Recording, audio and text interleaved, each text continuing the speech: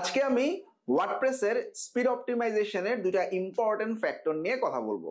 Number 1 হচ্ছে post revision. ওয়ার্ডপ্রেসে post revision ডেটাবেজে অনেকটা জায়গা দখল করে রাখে, যার কারণে ওয়েবসাইটের লোডিং স্পিড কম থাকে, সময় লাগে লোড হতে। তাই পোস্টের রিভিশন কম রাখা ভালো।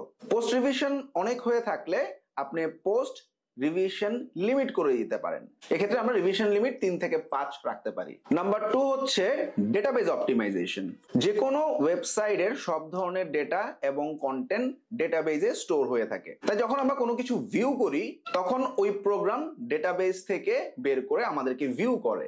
আর ডেটাবেজের পরিমাণ যত বেশি হবে, প্রোগ্রামের ডেটা খুঁজে পেতে তত বেশি সময় লাগবে। ডেটাবেজে অনেক সময় অপ্রয়োজনীয় কিছু ডেটা থাকে, যেমন আমরা একটা প্লাগইন যদি আনইনস্টল করে দেই, সেই প্লাগইনের ডেটাগুলো কিন্তু ডেটাবেজে থেকে যায়। আবার সেশন ডাটার পরিমাণও সবসময় বাড়তে থাকে, যার কারণে ডেটাবেজ ভারী হয়ে যায়। তাই সবসময় ডেটাবেজকে ক্লিন রাখা ভালো। সো এই দুটো ফ্যাক্টর যদি আমরা ম্যানেজ করতে পারি, আমাদের ওয়েবসাইটে স্পিড অপটিমাইজেশনের অনেকগুলো ইস্যু সলভ হয়ে যাবে। Thank you.